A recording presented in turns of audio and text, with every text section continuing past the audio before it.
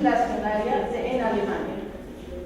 Bueno, algunos de ustedes conocen por qué de casualidad Alemania sufrió esta crisis, o porque hoy Alemania es una gran potencia, ¿no? Económica. Ellos tuvieron una gran crisis, pero fue consecuencia por haber perdido en la Primera Guerra Mundial. Entonces, como ellos no fueron victoriosos, tuvieron que pagar una indemnización a los vencedores, entre ellos fue Estados Unidos. Por eso se piensa que Estados Unidos es la gran potencia por el dinero recibido por Alemania. Esa fue la crisis de Alemania, tener que pagar pues las indemnizaciones de la Primera Guerra Mundial. Bueno, ahora vamos con un suceso cultural en 1925. Franz Kafka publica El proceso. Franz Kafka es un gran escritor muy conocido en la Unión Europea, y en ese año publica El proceso. Es una novela inédita de Franz Kafka, publicada de manera póstuma en 1925, basándose en un manuscrito inconcluso de Kafka. Bueno, en 1933 Hitler es nombrado canciller de Alemania. Pues importantísimo Hitler en la historia de Europa, ¿no? Entonces, investigué sobre la vida de Hitler. Su papá pues no tenía muy buena relación con él, en cambio su mamá como que lo adoraba mucho y hacía que el sufrimiento que le hacía pasar el papá, porque el papá pues no era muy buen papá. Ella como que intentaba aliviar ese dolor de que el papá no fuera un buen papá. Entonces él quería mucho a su mamá, sin embargo también la veía como un instrumento del propio papá, porque como la mamá no hacía nada por evitar esas circunstancias de violencia y todo eso. Entonces, obviamente es un gran personaje en la historia por todo lo que aconteció. Bueno, en 1939 inicia la Segunda Guerra Mundial.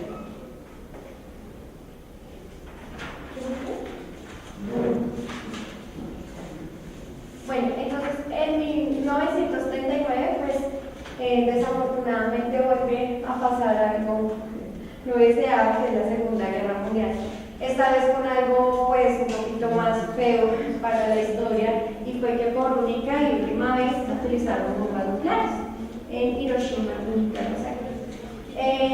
La Segunda Guerra Mundial fue a nivel de mortandad, fue la más sanguinaria, y por los métodos utilizados pues también fue la más sanguinaria, porque se utilizaron métodos inhumanos, totalmente inhumanos, que con los judíos.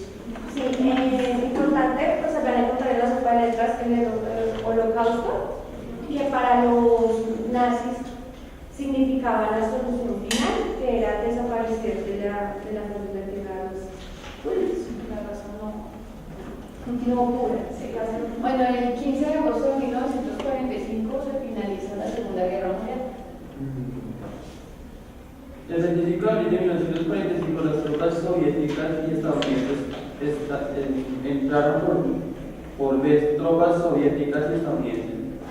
La primera en contacto directo, cortando a Alemania, que en 2 días, el día de la primera unidad se las dio contacto fueron de 69 división de infantería. Norteamérica y la 58 división de guardia soviética del 5º ejército de las guardias cerca de Torgau.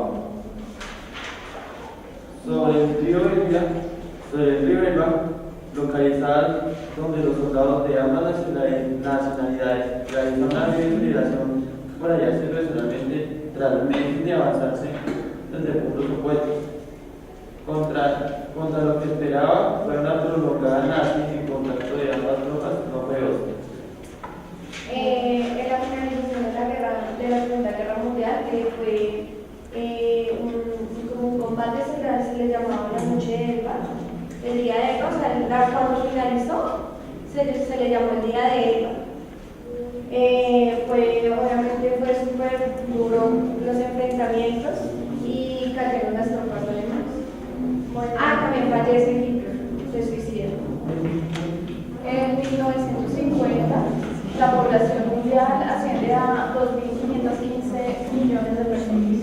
Un dato que pusimos es mundial, pero para que lo tengamos en cuenta, también lo pueden encontrar en la sopa de letras. 1950 también se celebra el Día de Europa el 9 de mayo. Celebra la paz de la unidad del continente. Sí, el 9 de mayo se celebra la paz y unidad del continente.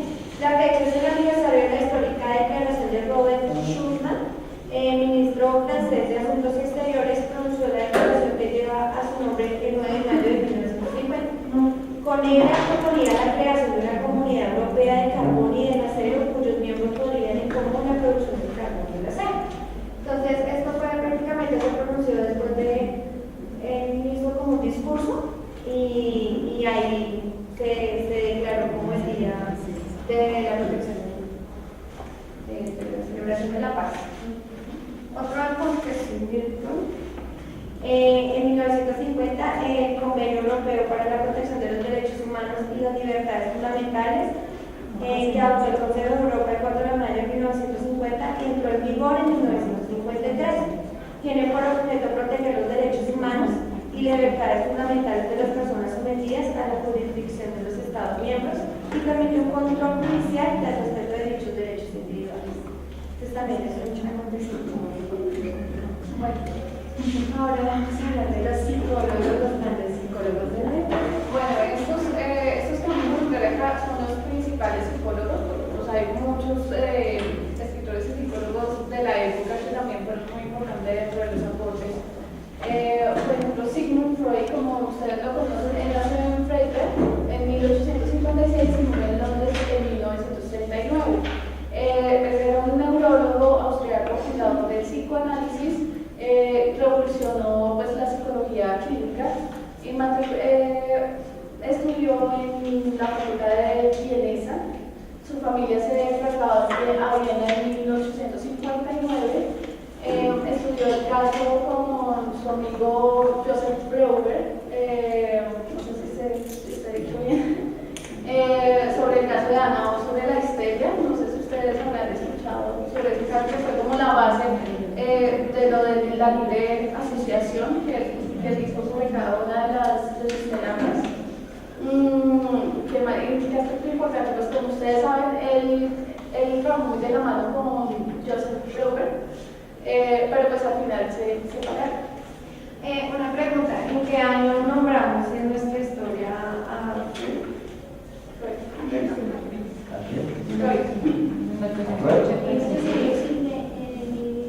nosotros lo mencionamos como un gran acontecimiento.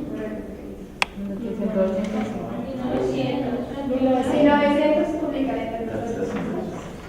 Sí, claro, porque la publicación de lo de los sueños, porque creían que en el inconsciente estaban guardados ciertos monstruos que cada uno tiene en su interior y que no dejaban pasar a su exterior, sino a través de los sueños. Bueno, seguimos con Bush. ¿Dónde está? Entonces, nació en Carabú en 1832 y murió en Grossboden en 1920.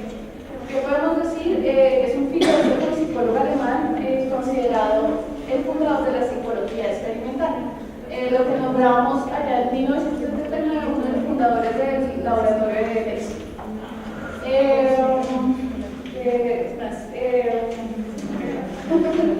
Bueno, vamos con Iván Pavlov, que nació en Riazán en 1949 y murió en San Petersburgo en 1936.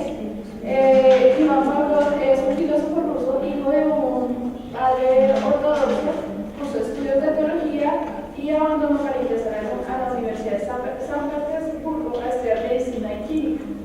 Entonces, si ustedes se acuerdan, podemos relacionar a Pavlov con el experimento del estímulo-respuesta del perrito. Entonces, él fue el que hizo, digamos, el preámbulo a toda la investigación. Él fue el que, digamos, miró el perrito, la salivación,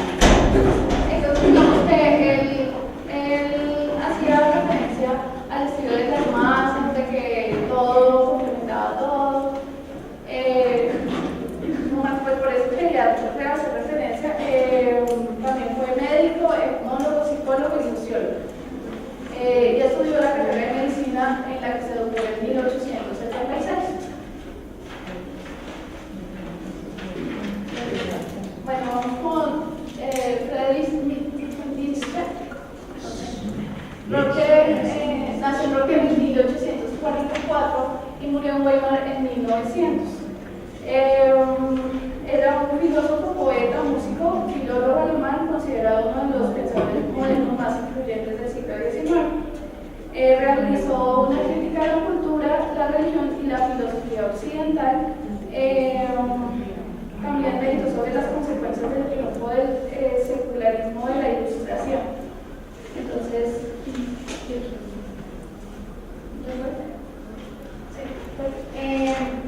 algo que leí de Freud que me pareció interesante fue que duró unos años muy aislado, no solo de, pues, a nivel personal, sino de su profesión también, por el como escepticismo que tenía la gente sobre las teorías que él sacaba. Entonces les parecía como era incomprendido, entonces siempre estuvo alejado de sus temas.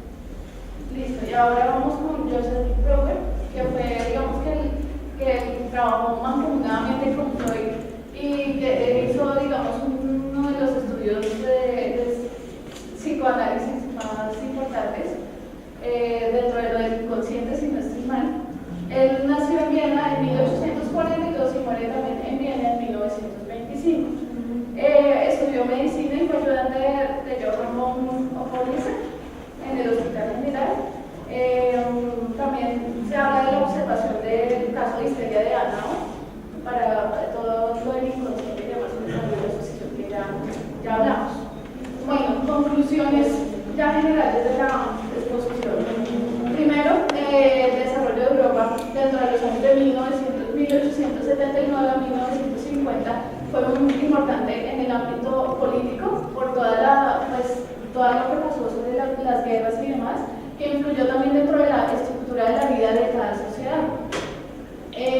También pues, se desarrollaron muchas cosas científicas a través del tiempo, por ejemplo, pues, lo de las ondas de radio, la emisión de la primera emisión de la radio, la creación de del primer laboratorio de psicología experimental y demás.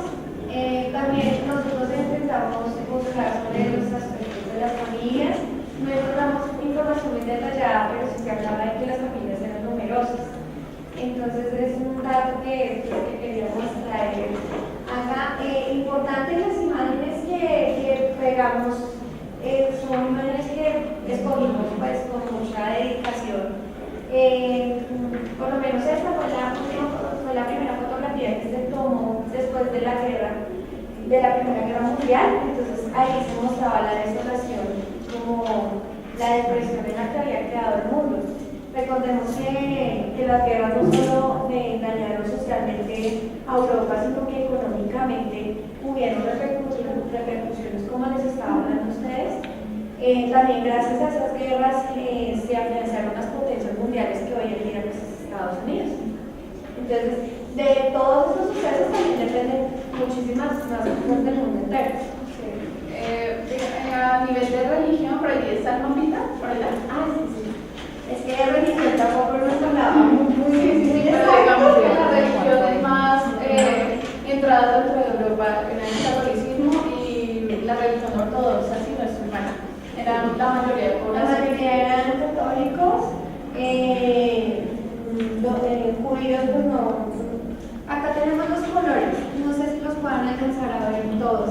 Este mapa pues intentó recopilar de esa época, no sé qué tan cierto sea.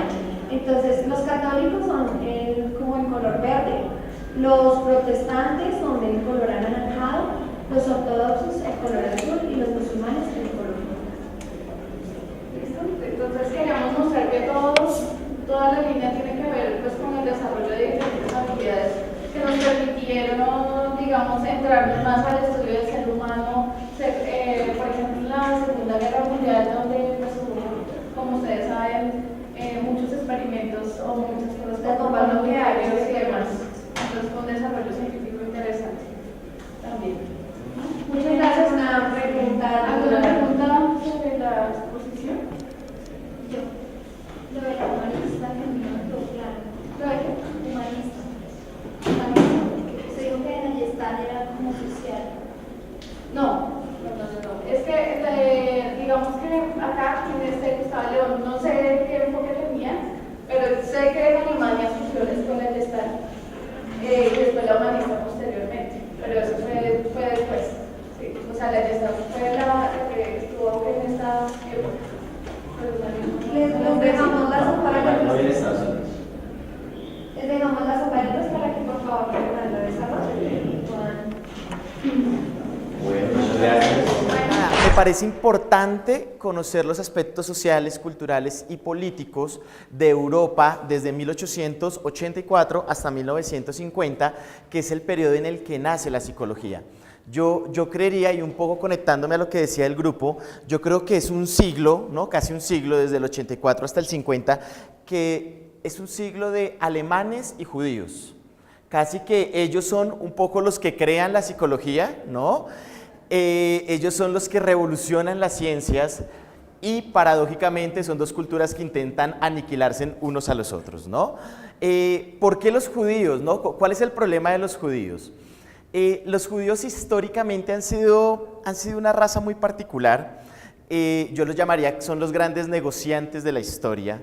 ¿Y qué pasa con ellos? Ellos llegan a Alemania inicialmente, yo creo que ustedes ya han escuchado la historia, ellos llegan a Alemania, inicialmente es una población muy pequeña y entonces los alemanes los reciben de forma, digamos, más o menos grata porque es un grupo pequeño y de un momento a otro estos judíos empiezan a crecer en número en Alemania y empiezan a abarcar todos los mejores cargos y en algún momento Alemania dice, no hay plata para los alemanes se nos están muriendo y estos judíos que en Alemania son los que mejor viven. Entonces nos vamos a inventar una cosa y es donde sale la idea del superhombre, ¿no? Y es un poco la idea de exterminar a los judíos, por eso tenía un componente económico. Les voy a contar una cosa de los judíos que es muy, muy interesante. Cuando uno tiene la posibilidad de salir a viajar, ¿no? Digamos yo que cuando uno tiene la posibilidad de salir a viajar, sobre todo en algunas regiones de Europa, uno llega y cuando uno llega a algunas regiones de Europa y uno dice que uno es judío o que uno es colombiano, la gente queda aterrada porque somos dos culturas tremendamente, yo creo que somos muy hábiles mentalmente, ¿no?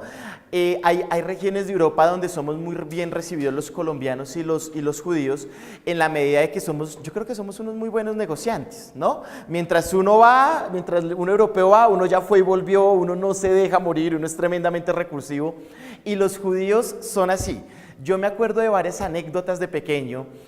Yo no sé si ustedes se acuerdan, esto tiene un nombre pero ahorita se me escapa. Yo me acuerdo cuando yo era muy pequeño, habían unos, ¿cómo se les decía? Se les decía los turcos, ¿no se acuerdan un poco los turcos? Muchos de ellos venían de descendencia judía. ¿Y cómo eran los turcos? Eran esas personas que pasaban en unos carritos jalándolo, que vendían chifonieres, mesas, una cantidad de cosas, ¿no? Entonces pasaban gritando por la cuadra, ¿no? Chifonier, mesa, una cantidad de cosas. Y mire cómo era el modus operandi de venta de ellos, y un poco es para que se llene el imaginario de cómo son los judíos de entradores y qué hicieron en Alemania. Yo me acuerdo de pequeño que ellos pasaban gritando, ¿no? Chifonieres, mesas, una cantidad de cosas de esas. Y si usted medio se asomaba a la puerta y decía, ¿cuánto vale? Usted ya perdía el año. O sea, era una cosa así impresionante. Uno se asomaba a la puerta y decía, ¿cuánto vale el chifonier? El tipo de una vez iba bajando el chifonier y se lo iba metiendo a uno a la casa. Y uno llegaba y le decía, pero es que no tengo plata para comprarlo. Y el turco le decía a uno, ¿le estoy cobrando? Y uno, bueno. Y el tipo le iba metiendo allá, y le iba uno acomodando la sala y le iba allí arreglando todo y le iba diciendo, ¿le gusta? Y uno, pero es que no tengo plata. Y él le volvía a decir a uno, ¿le estoy cobrando? Y uno, pero ¿cómo así? Y el tipo le decía al final, ¿le gusta? Y uno, ¿pero cuánto vale? Él decía, no, ¿le gusta? Y uno, sí. Ah, no importa, déjelo ahí, vale tanto, pero no me lo tiene que pagar ahorita. Yo vengo el próximo mes y le empiezo a cobrar, no se preocupe, un cuentagota, una cosa así. Y el tipo se iba y uno decía, oiga, quedé con chifonier en la casa y no pagué un peso. Al mes exacto está este man acá, ¿no? Y te empieza a cobrar y uno no sabe en qué momento se metió en la deuda. Son unos negociantes natos, ¿no? Y eso es un poco lo que hacen en Alemania. Llegan a Alemania y en cuestión de 50, 70 años se apoderan de toda la economía alemana. Y entonces Alemania, cuando empieza a surgir con toda esta idea del superhombre. La idea del superhombre no es de Hitler. Un poco aquí nos mencionaban a Federico Nietzsche. No sé si alguno de ustedes ha podido leer Así habla Zaratustra. Digamos que es también toda una crítica a la religión. Nietzsche es el que dice, Dios no existe, yo lo maté, o sea, es un poco el que él dice, el hombre es superior a Dios, nosotros somos Dios, este es el templo, ¿no? Si queremos verlo. Y entonces empiezan a hablar de ideas de superhombre y es ahí donde surge la psicología, ¿no?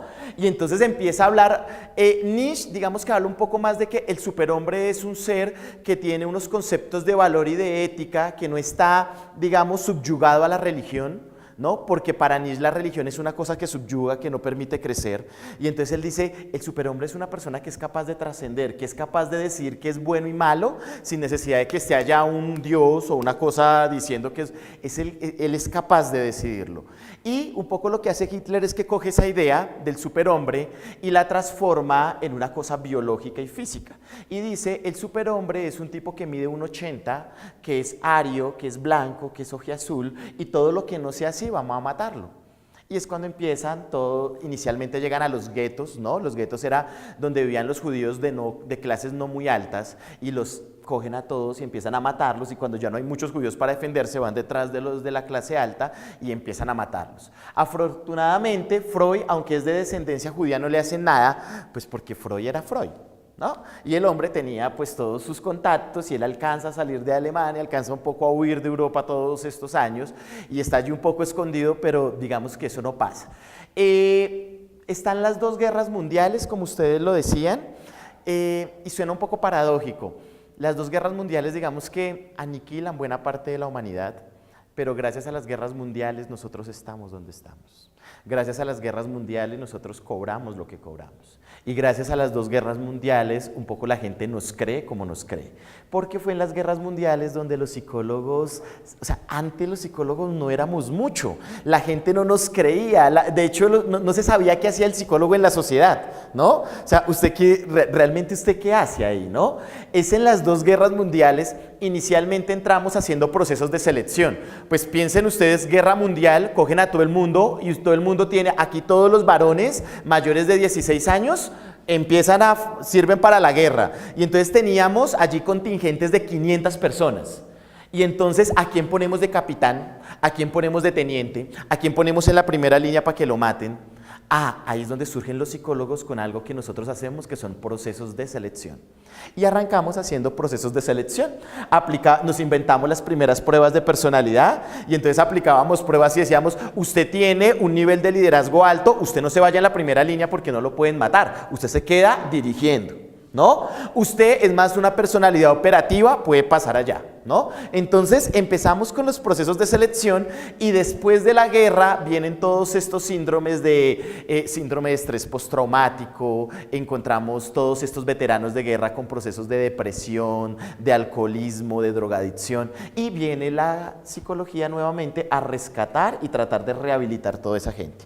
Entonces digamos que es fuerte, pero si nos ponemos a mirar, gracias a las guerras mundiales las profesiones de servicio crecieron, no solo la psicología, hay de largo la enfermería, hay de largo la medicina, entonces digamos que eso nos ayudó. ¿Qué otras cosas nombraron? Un poco, habían cosas del grupo que dijeron que me llamó la atención. Empezaron en 1885 con Pasteur, ¿no? Yo no sé si ustedes han escuchado de Pasteur. ¿Han escuchado la leche pasteurizada? Bueno, entonces es de ahí de Pasteur. Pasteur, yo creo que no se le ha dado todos los reconocimientos que se le deberían haber dado a Pasteur. Gracias a Pasteur hervimos el agua. Antes de Pasteur no se hacía eso. Gracias a Pasteur nos lavamos las manos, lavamos la comida. Eso no se hacía antes. Antes de Pasteur, o sea, la gente moría por unas vainas. Yo creo que les conté un poco cómo era antes de Pasteur los procesos de lo que va por debajo de las casas, las cañerías y todo eso. Creo que les conté las aguas blancas y aguas negras. ¿Cómo era antes de Pasteur? Un poco para que intenten imaginarse cómo era la Europa donde nació la psicología, ¿no? ¿Cómo era? Estaban creando los primeros drenajes en las ciudades. París más o menos es como a 1900 que moderniza todo el alcantarillado, no es drenaje, son todos los alcantarillados, pero hacia 1884, 1875 no había muy buenos alcantarillados. O sea, ¿qué es un alcantarillado? Piense cuando usted va al baño y descarga allí, ¿no? Y uno no entiende qué pasa allá, pero ¿cómo se elimina todo eso? ¿No? ¿Eso a dónde va a parar? En 1875 no existían alcantarillados. Uno pronto no alcanza a dimensionar el poder político y social que tiene un alcantarillado, ¿no? ¿Qué pasaba en 1875, incluso mucho antes, 1800? Era una costumbre europea y era que las personas hacían sus necesidades en unos baldes, ¿no? Y eso lo tiraban a la calle. Porque no había concepción de que haya infección, no había concepción de que eso podía matar a alguien. Y entonces habían unas normas sociales. ¿Cuáles eran las normas sociales? Si lo que yo hice fue orín, ¿no? Entonces, y vivo, pensemos en una casa de 1800, de 2, 3 pisos, entonces lo voy a botar a la calle y había una norma social y era que yo antes de botarlo gritaba. Entonces yo gritaba aguas blancas y el que iba caminando, entonces yo soy un transeúnte, voy caminando y escucho que dicen aguas blancas, pues yo doy un pasito porque sé que va a caer y me va a salpicar. Pero si lo que yo no hice fue orín, sino heces fecales, entonces la norma social es aguas negras. Entonces si yo soy transeúnte y voy caminando por Europa de 1800, entonces si escuchaba aguas negras, entonces doy 2 o 3 pasos, pues porque va y me salpica y eso ya es más fregado, ¿no? Y imagínense en vivir así, imagínense en los hedores de Europa, imagínense, la gente se moría, la expectativa de vida, alcanzaron a vivir expectativas de vida, 50, 60 años, digamos que era una expectativa de vida. Europa, ¿no? No hablemos de América, que nos moríamos un poco más rápido. No había unas expectativas de vida, digamos, muy altas, y era por todo eso. Y es gracias a Pasteur, ¿no? El que empieza a decir, oiga, toca hervir el agua. La cosa, todas estas heces no se pueden botar, hay que mirar cómo hacemos porque eso está matando a la gente. Entonces, mire toda la revolución y es ahí donde nace la psicología. Entonces, mire todos estos contextos, es un momento histórico, la psicología nace en un momento histórico donde la humanidad se está modernizando, ¿no? Estamos no solo creando el Titanic, pero digamos que el Titanic refleja toda la arquitectura de la época. Es un momento donde el ser humano se está volviendo realmente la especie dominante del planeta, ¿no? Se está destacando, está haciendo una cantidad de cosas y a la vez nos estamos modernizando en guerras, en todo ese tipo de cosas. Entonces, desde ahí toca entenderlo. ¿Qué más dijeron ustedes que me llamó la atención? Es un momento histórico fuertísimo para las mujeres, ¿no? Las mujeres empiezan a poder trabajar, tienen ese derecho. A Norteamérica se demoran un poco más de 50 años y aquí a Colombia se demoran casi 70 años. O sea, la revolución que empezó allá, a ustedes las tocó 70 años después, ¿no? Como en el 70 más o menos, es que empezamos a entender cómo era esto. O sea, a principios de 1800, imagínense cómo era la cosa con ustedes mujeres. De hecho, si ustedes ven acá, ven fotos de mujeres. No, esto era un patriarcado, el conocimiento estaba en los hombres. A principios de 1800 se creía que ustedes no tenían alma, ¿no? Que ustedes solo servían para procrear, que la forma de enseñarles era golpeándolas. Bueno, no han cambiado algunas prácticas, ¿no? Pero eso era la forma de ustedes. Así se concebía la mujer, ¿no? Imagínense lo difícil que era ser mujer. Lo difícil, digamos que ahorita uno tiene la posibilidad de, no quiero ser mamá. Hay un mito social que toca ser mamá para realizarse. Yo creo que eso es un mito social. Hay unas que no tienen hijos y viven mucho mejor que...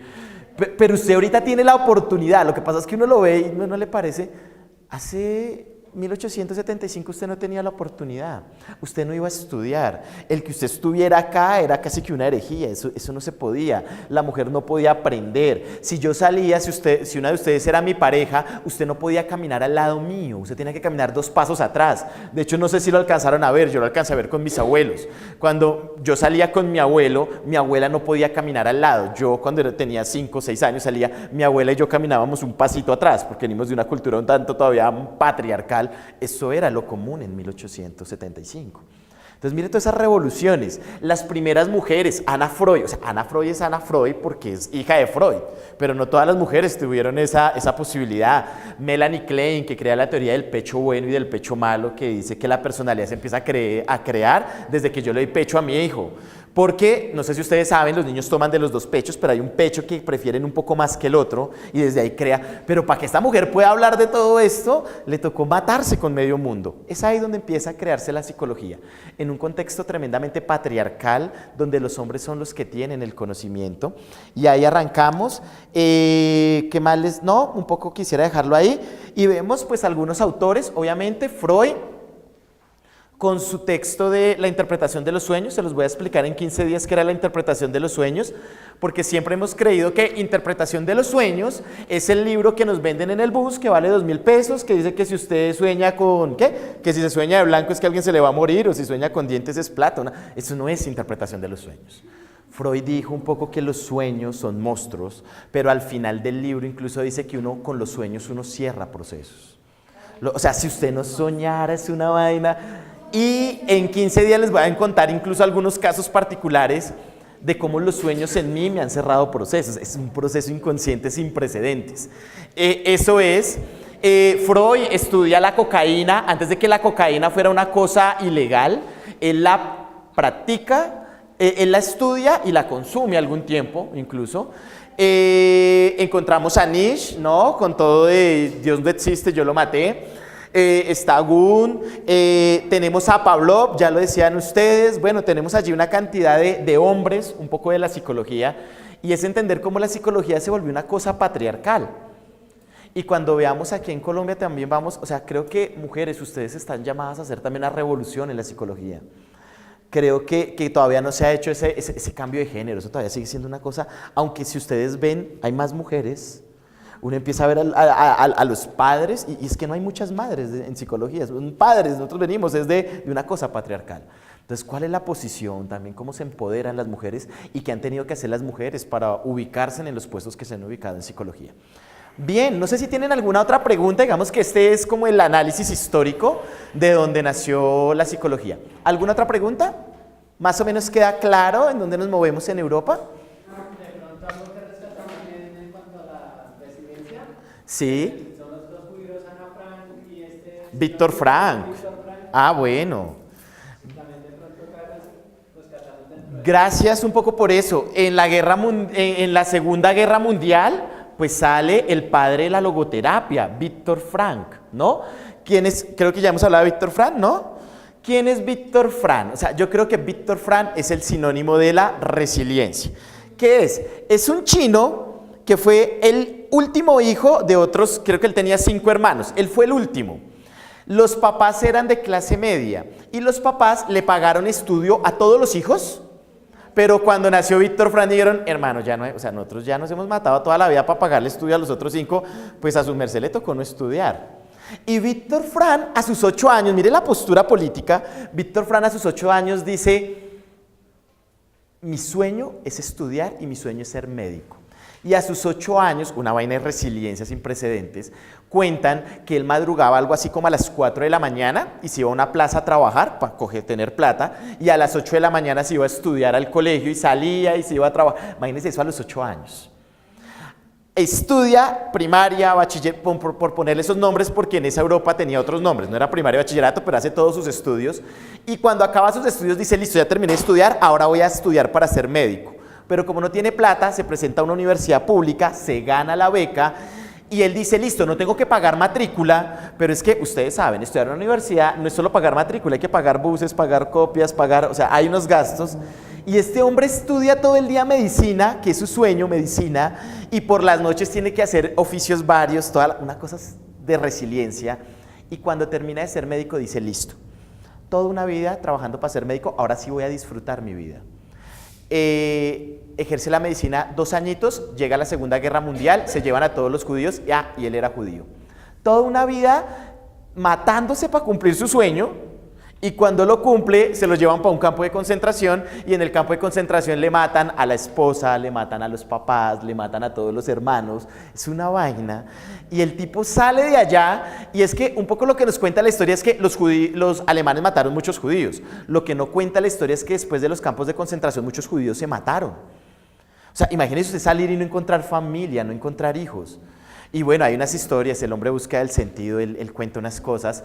Él dice que solo les daban un pan en la mañana y uno tenía que comerse el pan de a poquito durante todo el día, ¿no? Y él dice, uno sabía cuándo el compañero se iba a matar, porque ese compañero que cogía el pan y se lo comía todo a las 9 de la mañana, entonces uno decía, este no va a pasar a las 12. A las 12 le sacaba la piedra a algún soldado o intentaba volarse para que lo mataran, era el ritual. Y un poco Víctor Frank dice, yo estuve más de una vez dispuesto a comerme el pan a las 9, 10 de la mañana, imagínense, cuando me enteré que me mataron mi esposa, toda la vaina. Y el tipo sobrevive, desarrolla, y después de eso se retira, dice que ya no va a estudiar medicina, estudia psicología. Imagínense usted, después de todo esto, se mató toda la vida para estudiar medicina. Es como uno se reinventa después de las calamidades. Estudia psicología y crea el modelo de la logoterapia. Un modelo que contempla la espiritualidad, digamos, estos no lo contemplaban. Iba en contra de todo eso, crea un modelo que contempla la espiritualidad, la trascendencia, la resiliencia, la capacidad de reinventarse ante los problemas. Pues ese es Víctor Frank, Europa, ahí tenemos algunos genios un poco de la psicología. Listo, ¿alguna otra pregunta? ¿No? Bueno. Vamos a entender ahorita el humanismo en Estados Unidos con Maslow, que viene un poco de la Gran Depresión, cuando la gente se tiraba de los edificios, ¿no? Porque no había plata. Ahí nace el humanismo. O sea, en el momento más crítico de la vida de Estados Unidos, viene el humanismo a responder. Pero ya vamos para allá. Listo. Entonces, pasemos ¿a cuál nos vamos? ¿A Europa o Estados Unidos para empatarlo? ¿Cómo lo ves tú? Entonces, Estados Unidos, 1850, 1950. Corramos ahí. ¿Se va entendiendo más o menos? De los aspectos sociales, culturales y políticos que transcurrieron de 1850 a 1950 en Estados Unidos.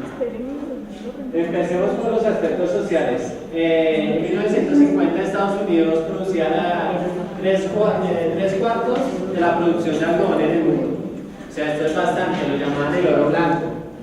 Los encargados de producir, de encargar de volverlo hilo eran los negros, aunque hace 20 años en otros países ya se había abolido la esclavitud, en Estados Unidos todavía se presentaba. Para 1860 se empieza a comerciar con los esclavos, con la gente afroamericana. Se comerciaban familias, en esta época se separaron mucho, madres, hijos, se separaron muchas familias que no se volvieron a volver a encontrar. Los comerciantes miraban la dentadura, pues miraban las marcas de los látigos que le pegaban. Esto significa que entre más marcas tuviera, era mejor el esclavo. En 1861 se estalla la guerra civil entre los Estados Confederados y la Unión Libre.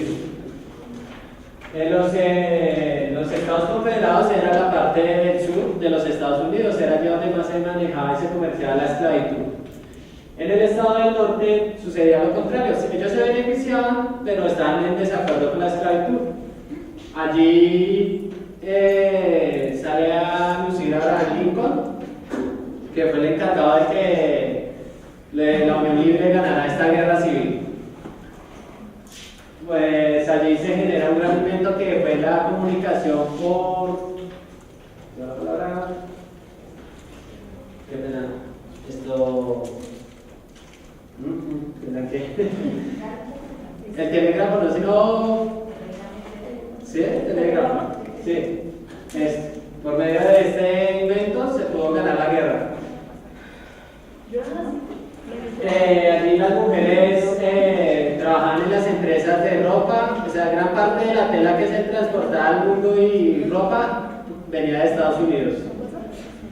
Ya para la parte de 1906 surge la discriminación y se crean grupos como el Ku Klux Klan. Allí se crea ¿por qué se crea este conflicto? Porque los afroamericanos eran mejores trabajadores. Entonces los estadounidenses se veían un poco amenazados ante el trabajo de los afroamericanos que se desempeñaban un 100% mejor en las fábricas. De allí empiezan a incursionar la parte afroamericana en la parte política y en la parte deportiva también. Allí vemos que los estadounidenses en la parte cultural empiezan por la parte del boxeo. Un gran representante del boxeo fue un afroamericano que luchó contra un alemán, que Hitler lo mencionó como el ejemplo de alemán que debía ser un dios, y estaban disputando el título, y en la primera contienda que tuvieron ganó el alemán. Entonces para Hitler era este boxeador era, mejor dicho, el modelo a seguir de Dios. Se ofreció una revancha y en esta ganó fue Estados Unidos afroamericano, y desde ahí pues Hitler ni lo volvió a mencionar. 1850-1950. Entonces, hagamos rápidamente el paralelo.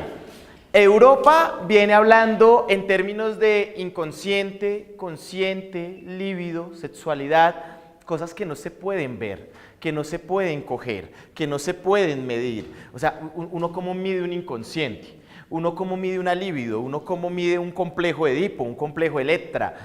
Y Estados Unidos, a nivel de psicología, llega a revolucionar con un enfoque totalmente diferente. Entonces miren un poco cómo Europa y Estados Unidos, ¿no? Este solo país está un poco compitiendo contra todo el continente europeo, y Estados Unidos empieza a desarrollar el otro gran enfoque que es el conductismo, ¿no?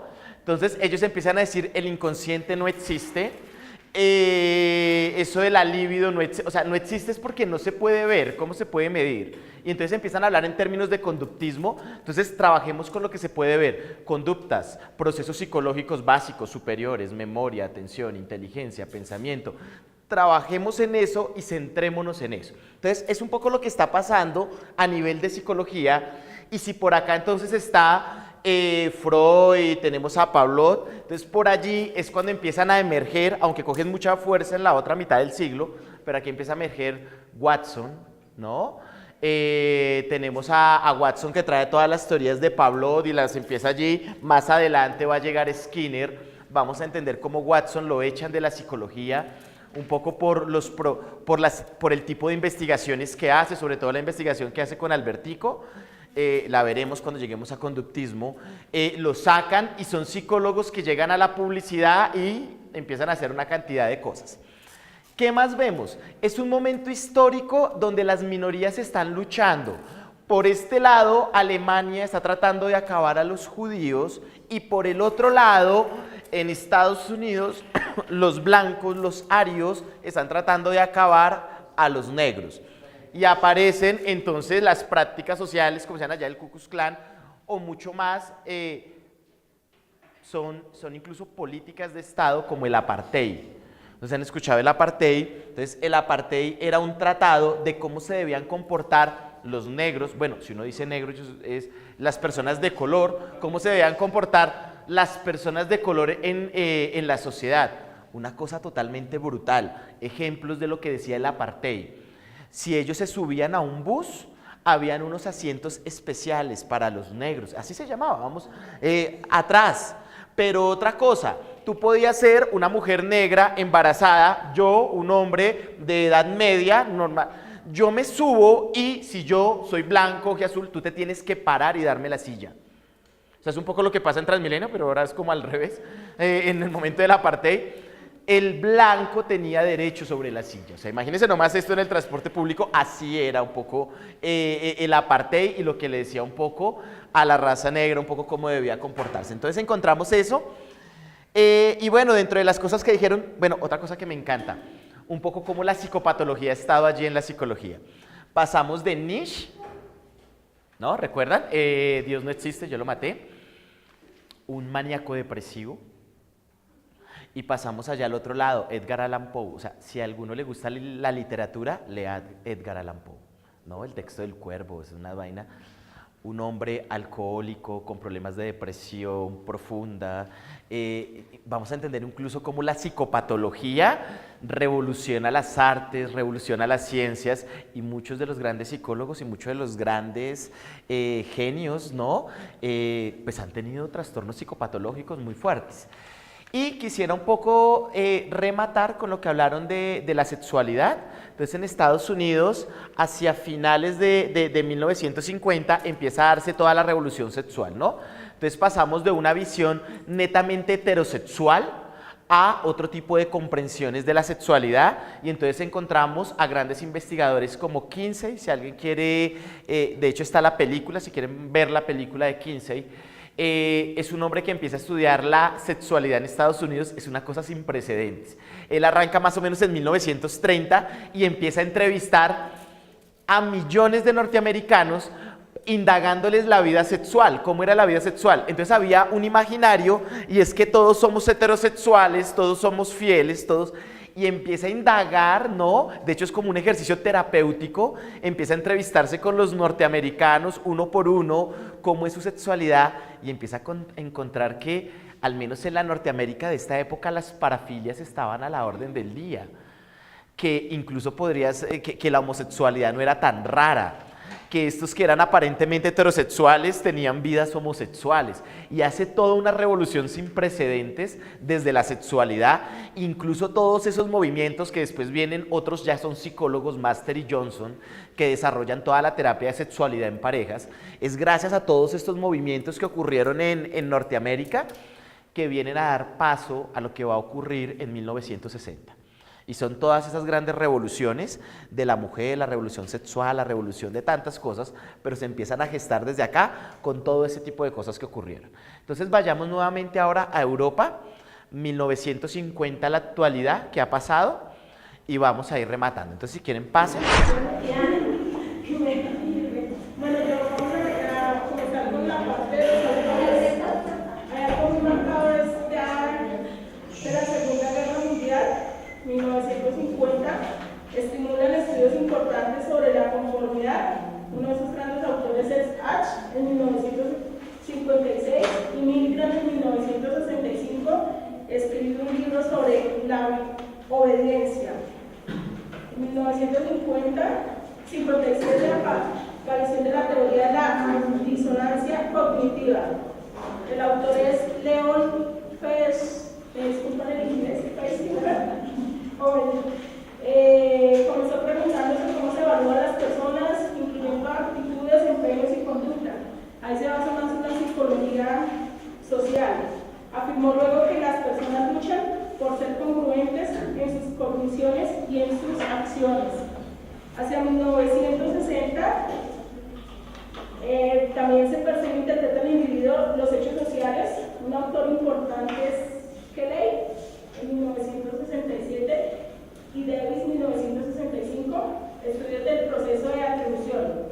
El proceso de atribución atrapó la imaginación de los psicólogos sociales. Nuevamente la parte social está muy marcada y se aplicó a la explicación de las emociones, la evaluación personal y la percepción del otro. Hacia 1972 publicaron la primera edición del Prejuicio y Racismo de James Joyce. Hacia 1980 viene otra parte nuevamente de la psicofisiología, metaanálisis, estudios de diarios, hacer relación a nuevos intereses de la investigación de la cognición social, cómo procesamos y percibimos la información. ¿Qué es la teoría de la disonancia cognitiva? Entiendan que después del conductismo, el conductismo empieza a evolucionar y se vuelve el cognitivismo, ¿no? La cognición. Esta teoría responde un poco a ese enfoque. ¿Y qué dice la teoría de la disonancia cognitiva? Dice que nosotros pensamos, sentimos y hacemos. Disonancia cognitiva es cuando esos tres componentes están alterados: la conducta, la emoción y el pensamiento. Cuando yo pienso una cosa, siento otra y hago otra. Eso es disonancia cognitiva. Ejemplo, pensemos que yo me tuve que hacer en un grupo para la exposición de hoy, ¿no? Y resulta que mis compañeros dijeron que me iban a colaborar y nadie me colaboró. Y me tocó a mí hacer el trabajo solo. Y entonces, ¿yo qué pienso? Oiga, me tocó a mí el trabajo solo, son unos aprovechados, se pasan conmigo. ¿Qué siento? Rabia, me da mal genio. Y que vengo acá, llego acá, los inscribo en el trabajo y le digo al profe, todos trabajamos. Entonces, ¿sí ve? Siento una cosa, pienso otra y hago otra. O sea, no soy coherente con la forma como hago. Eso es disonancia cognitiva. Cuando mi pareja me es infiel, ¿no? Entonces, ¿yo qué siento? Uy, para mí la infidelidad es una vaina que no se negocia. Yo no voy con esto. ¿Qué siento? Tristeza, frustración. ¿Y qué le digo? Está bien, démonos otra oportunidad. Entonces, pienso, siento y hago otro. Entonces, esa es la teoría de la disonancia cognitiva y es del enfoque cognitivo-conductual. Europa 1950 al 2013 viene toda la revolución de la neuropsicología. Entonces ya empezamos a traer todos los avances tecnológicos para entender al ser humano, toda la revolución del genoma. Empezamos a entender cómo somos seres únicos y particulares en el universo, que no somos iguales a todos. Entonces digamos que son las grandes revoluciones europeas. Viene todo el origen de las tribus urbanas. Bueno, inician muchas en Estados Unidos, pero encontramos aquí toda la revolución y encontramos toda la revolución en educación que empieza muy fuerte en Europa. Entonces pasamos de decir, atención, antes de 1950 en Europa que era analfabeta. Analfabeta era el que no sabía leer y escribir. Estamos diciendo que en Europa la concepción de analfabeta desde hace 20 o 30 años es analfabeta es el que no sabe un segundo idioma y no sabe manejar sistemas. Es toda una revolución, una comprensión de la educación diferente. Profe, de pronto algo que se me viene ahorita a la mente, más o menos para 1850 en Prusia fue donde se creó el sistema educativo, pero se creó con el fin de crear la parte obrera de la sociedad. el adiestramiento por timbre y todo esto que decía las clases. Bueno, es que no tenemos tiempo, pero interesante, digamos, ver todo el tema de la revolución industrial y el impacto que tuvo en la psicología y el impacto que tuvo en la educación. Venga, no es gratis que ustedes vengan al colegio y se sienten en filitas. ¿Se dieron cuenta cómo estaban al principio? ¿Por qué se sientan en filitas y no se sientan así? ¿Por qué si ustedes tienen hijos los mandan al jardín y los sientan así? Eso fue una concepción de la revolución industrial. En la revolución industrial se crean las fábricas y las fábricas, ¿qué le dicen a los colegios? Las fábricas les dicen, necesito que usted me eduque a los niños para que cuando salgan lleguen a trabajar a las fábricas, es decir, entrénemelos. Entonces necesito que los colegios vengan por filitas, porque es que cuando uno llega a la fábrica, así se mueve una fábrica en Europa de 1900, ¿cómo es? Se organizan en filas y aquí adelante se hace el jefe del piso, ¿no? Y está mirando, entonces ubíquemelos así, los niños los empiezan a ubicar de esa forma. El concepto de uniformes, gracias a la revolución industrial y un poco lo que ocurre en Europa, las empresas le dicen a los colegios, necesito que a los niños me les pongan uniformes, para que cuando lleguen a trabajar a las empresas no se pongan de mal genios cuando los tengamos que uniformar. Toda la concepción que hay de eso, ¿no? Lo chistoso es que ahorita nos siguen educando como si fuera la revolución industrial, cuando no hay fábricas para trabajar, cuando no hay empleo, pero nos siguen educando con filitas, con uniformes, cuando la cosmovisión social cambió, pero es todo lo que ocurrió un poco en la revolución industrial. ¿Listo? Vamos a ver ahora Norteamérica, 1950, la actualidad. Listo.